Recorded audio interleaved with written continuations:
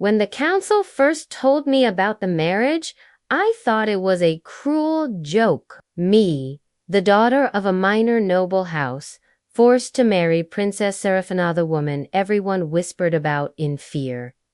They called her the Ruthless Princess. Rumors said she had men executed for stepping on her gown, and that she broke the heart of every suitor who dared come close. I wanted to scream.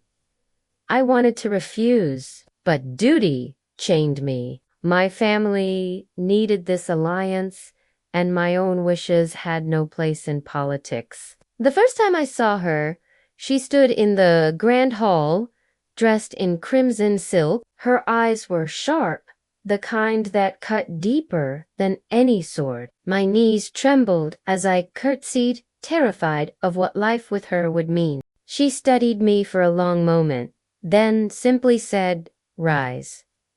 Her voice was calm, not cruel, not cold, just steady. And it confused me more than anything. The wedding was a blur of golden lights and hollow vows. My heart beat so loudly in my chest, I could barely repeat the words. She didn't smile once, not even when she placed the ring on my finger. The court whispered behind their fans, "Poor girl, she won't last a month." That night, I waited in our chambers, bracing myself for whatever fate awaited me. But when the door opened, she didn't approach me like a predator claiming prey. Instead, she removed her crown, placed it on the table, and said softly, "You need not fear me." Her words disarmed me. I've heard the stories, I admitted, my hands trembling. Her lips curved not into a cruel smirk, but a tired smile. Stories are powerful tools. Let them fear me if it protects this kingdom. But you're not my enemy.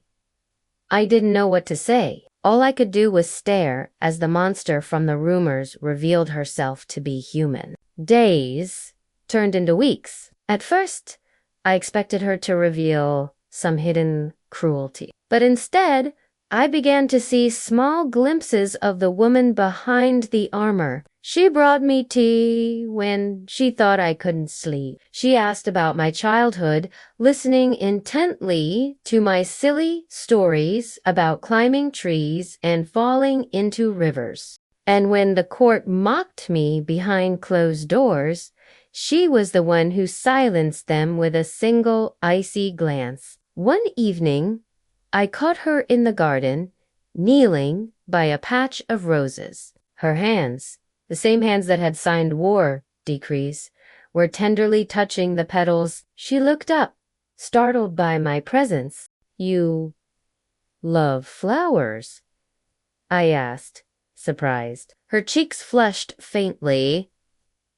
"They are the only things I cannot control. They bloom or wither on their own terms."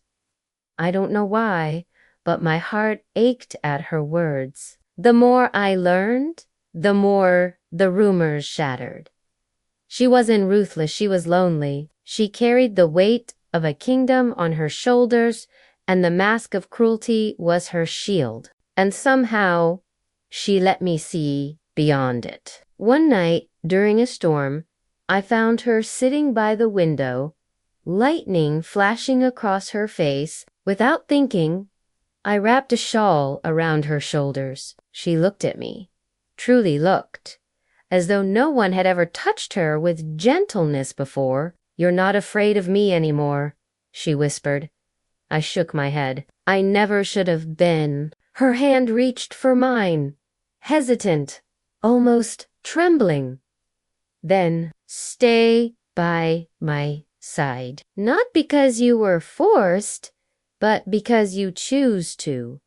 The walls I had built around my heart crumbled. I nodded, tears burning my eyes. "I choose you."